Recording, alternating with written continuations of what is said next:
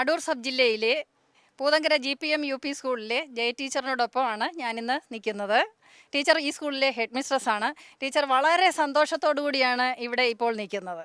കാരണം എന്താണെന്ന് നിങ്ങൾക്ക് അറിയണ്ടേ? ടീച്ചർ തന്നെ ആങ്കറിംഗ് നടത്തണം. കാരണം ടീച്ചർ അത്രത്തോളം സന്തോഷത്തിലാണ്. കാരണം വലിയൊരു നേട്ടം, അതായത് സ്ത്രീകൾക്കാകുന്ന ആകെ ഉള്ള ഒരു നിയമ പോരാട്ടം നടത്തിയാണ് ടീച്ചർ ഇപ്പോൾ നമ്മോടൊപ്പം സന്തോഷത്തോടെ നിൽക്കുന്നത്. പെട്രോൾ പമ്പിലെ ശുചിമുറി തുറന്നു കൊടുക്കാത്തതിൽ ടീച്ചർ ഉപഭോക്തൃ തർക്കപരിഹാര ഫോറത്തിലേക്ക് ചെല്ലുകയും അവിടെ 1,50,000 രൂപയാണ് ടീച്ചറിന് ഇപ്പോൾ ഇത് നഷ്ടപരിഹാരം ലഭിച്ചിരിക്കുന്നത്. കോടതി ചിലവായി 15,000 രൂപയും നൽകണമെന്ന് പറഞ്ഞിരിക്കുകയാണ്.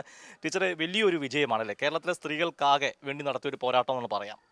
അതെ, തീർച്ചയായും ഇത് കേരളത്തിലെ സ്ത്രീകൾക്കുള്ള സ്ത്രീകളുടെ വിജയമാണ്. അതിലെനിക്ക് വളരെ സന്തോഷമുണ്ട്. എന്നായിരുന്നു സംഭവിച്ചത്? 2024 മെയ് 8-നാണ് ഈ സംഭവം ഉണ്ടായത്.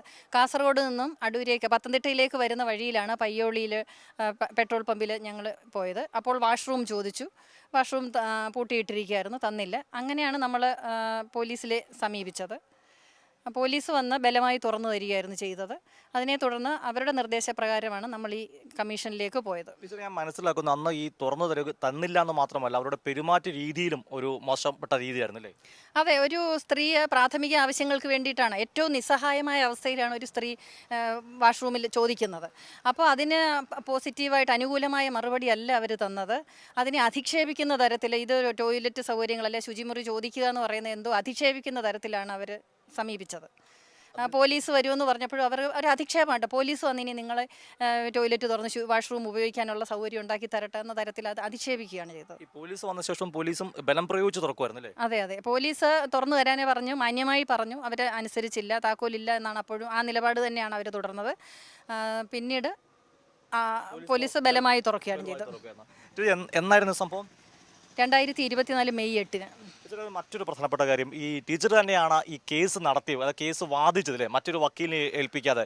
അതൊരു പുതിയ അനുഭവമായിരുന്നു അല്ലേ? അതെ, പുതിയ അനുഭവമാണ്. എങ്ങനെയാണ് കോടതിയിലെ നടപടികളെന്ന് എനിക്ക് യാതൊരു അറിവുമില്ലായിരുന്നു. എൻ്റെ മകനാണ് ആദ്യമായിട്ട് ഇത് പരാതി തയ്യാറാക്കി തന്നത്. ഈ പരാതിയുമായിട്ട് കോടതിയിലേക്ക് പോകുമ്പോൾ അടുത്ത ഡേറ്റ് അവിടെ പറയും, ഇന്ന ഡേറ്റിനാണ് നിങ്ങൾ വരേണ്ടത്. അപ്പോൾ ഞാൻ എന്താണ് ചെയ്തുകൊണ്ട് വരേണ്ടത് എന്താണെന്ന് ജഡ്ജിയോട് ചോദിക്കും.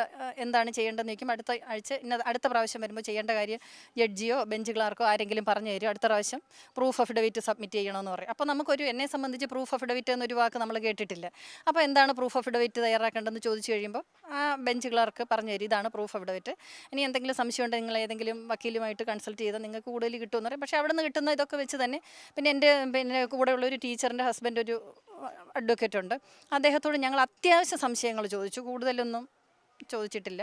അദ്ദേഹത്തോട് അത്യാവശ്യ സംശയങ്ങളൊക്കെ ചോദിച്ചു. അദ്ദേഹം നമ്മൾക്ക് വേണ്ടുന്ന കാര്യങ്ങളൊക്കെ പറഞ്ഞു തന്നിട്ടുണ്ട്. അപ്പോൾ അങ്ങനെയാണ് ഇത് തയ്യാറാക്കിയതും.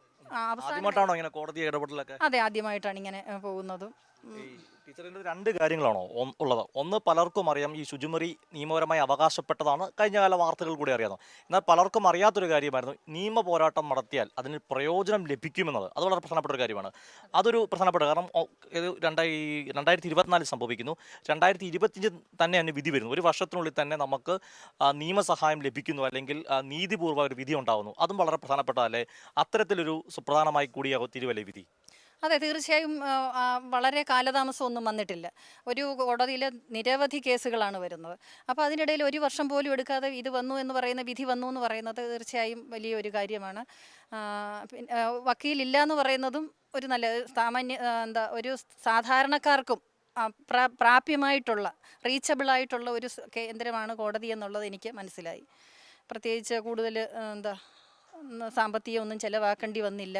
നമ്മൾ സത്യസന്ധമായ കാര്യങ്ങൾക്ക് നീതി കിട്ടുമെന്ന് എനിക്ക് അവിടെ നിന്ന് ഉറപ്പായി. ഈ വിധി വന്ന ശേഷം അറിഞ്ഞപ്പോൾ ആളുകളൊക്കെ വിളിച്ച് അഭിനന്ദിക്കുക, ആളുകളൊക്കെ എന്താണ് സാധാരണക്കാരുടെ പ്രതികരണം?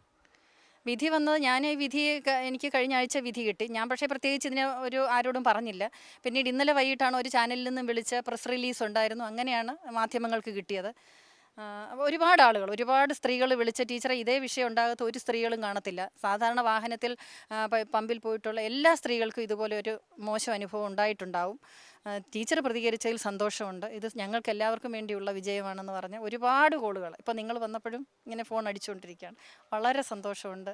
എന്നോടൊപ്പം ഒരുപാട് ആളുകൾ സഹകരിച്ചു. സന്തോഷം ഞാൻ പങ്കുവെക്കുന്നു. ഇത് സ്ത്രീകളുടെ വിജയമാണ്. അതാണ് ജയ ടീച്ചർ പറഞ്ഞ സ്ത്രീകളുടെ വിജയമാണ്. ഇതിനകത്ത് രണ്ട് കാര്യങ്ങളാണുള്ളൂ. ഒന്ന്, ഒരു സ്ത്രീ ഒറ്റയ്ക്ക് പോരാട്ടം നടത്തുക. അത് ഈ ഫോറത്തിൽ പോയി കമ്മീഷനിൽ പോയി പോലും കൃത്യമായി വാദിച്ച് അവരുടെ വിജയം നേടുന്നു. മറ്റൊന്ന്, പ്രധാനമായ കാര്യം, ഇത്തരം ഒരു കാര്യത്തിൽ ഒരാൾ പോരാട്ടത്തിനല്ലേ ഒരാൾ വിചാരിച്ചാൽ നടപ്പാക്കാം എന്നുകൂടിയാണ് ഇത് തെളിയിക്കുന്നത്. ക്യാമറമാൻ അഖിലേഷ് കുടുംബോടൊപ്പം സുജു ടി ബാബു, കൈരളി ന്യൂസ്, പത്തനംതിട്ട.